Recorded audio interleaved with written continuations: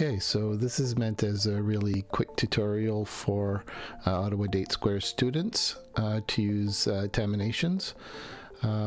So basically, if you have missed a class, for example, or if you just want to do some extra study and understand a little bit better the things that the caller taught, you can go to the ottawadatesquares.ca website, click on events, and then you should see a calendar, and then find the date in the calendar that you missed or the one that you want to get call information about, and you should see the detail of all the calls.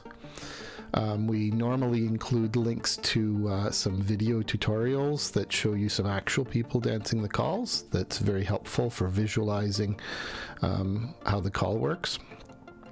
But we also try to include a link whenever we can to Taminations, which is a website or a tool that can be used for visualizing the calls as well.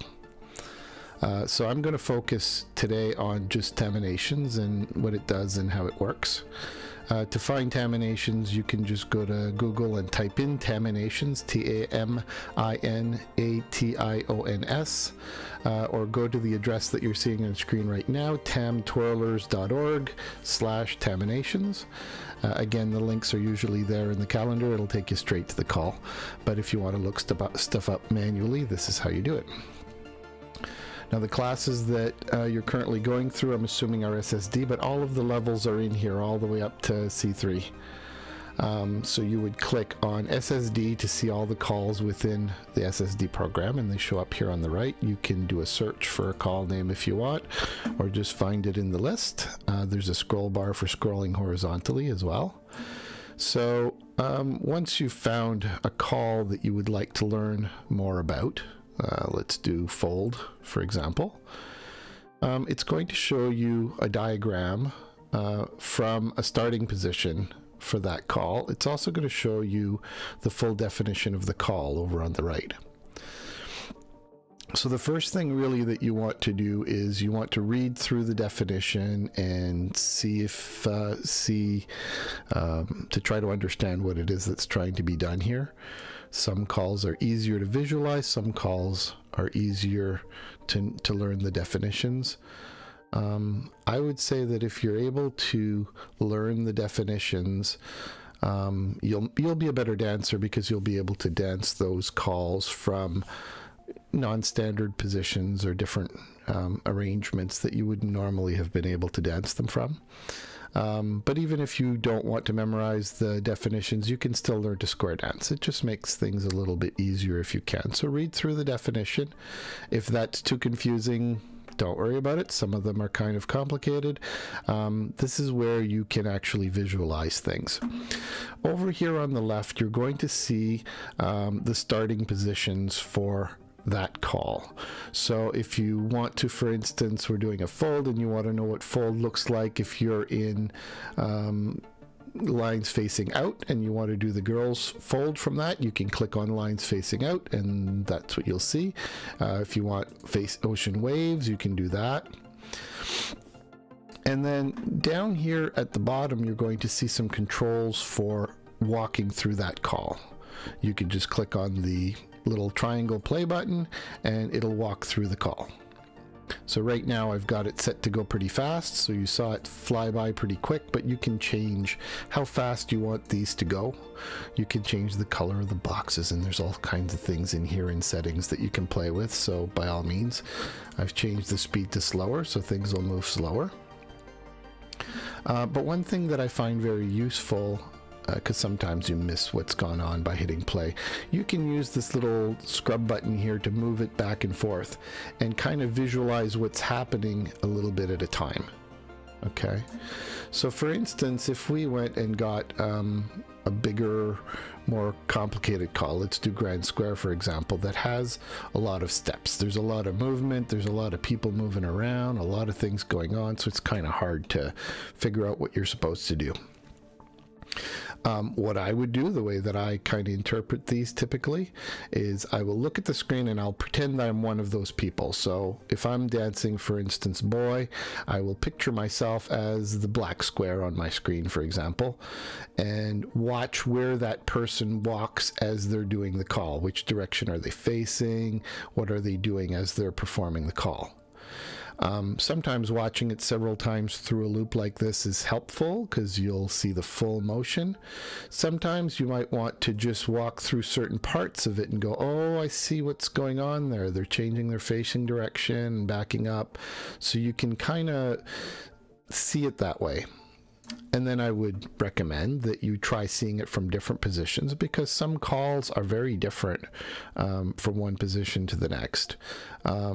In that case, see how the girl's doing it, see how the boy's doing it. Try to place yourself in the shoes of different characters in there. And then you can try different starting positions on these. One thing to bear in mind is that some of these starting positions are going to be in green, some of them are going to be in yellow, and some will be in red. Green ones are the ones you want to stick to, because the green ones are the standard application ones. They're totally standard. It's what our caller is going to be calling in SSD classes, so stick to those. The yellow and red ones are more complicated, starting from very odd positions and things. It gets very complicated in those. I wouldn't focus on those unless you're very comfortable with that call already and you want to see it from different positions. That's totally fine. And then as you go through these calls, see what they do, see how they work, walk through them, look at them from different positions. So here we're looking at head lady's chain, for example. So follow the girls, see what they do, see where the formation begins, where it ends, walk through it a little bit at a time, forwards and backwards if necessary, until you've figured out what the move is.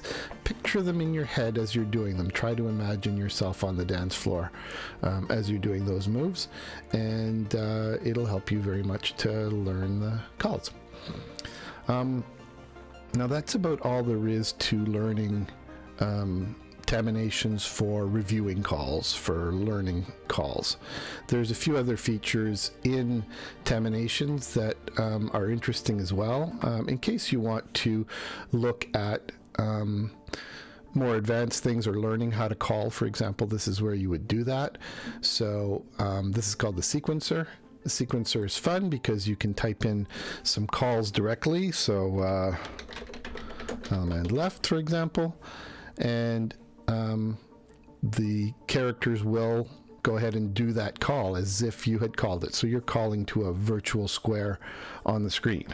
So you could do, I don't know, right and left, grand, and then your characters will do that call, and so on and so forth. So, you know, if you're curious about what it is to be a caller and how callers do what they do, this is something that you can do to practice and play around with it. It helps you practice the calls a little bit as well if you want to, but not necessarily for learning the calls. It's more for learning how to be a caller, and it's a lot of fun to play with. So that's all we have.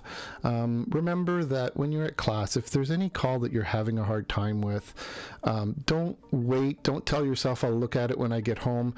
It's important while you're still on the dance floor that we get those right, because the caller's going to move on to something more complicated. If you haven't picked up that call yet, it's just going to make your life more and more complicated. So if there's a call that you're not sure about, before we move on to something else, put your hand up in the air and ask the caller for a really quick review. Sometimes it's just a very quick step through to make sure that you've got that call firmly in your mind before we move on.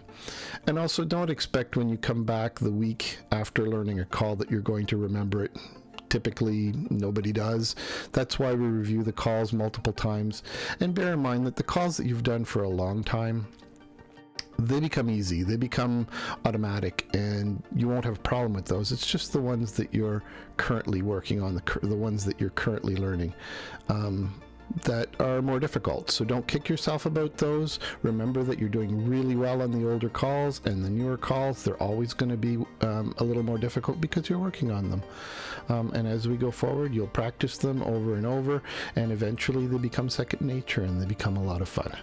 So thank you for listening, and we can't wait to see you on the dance floor.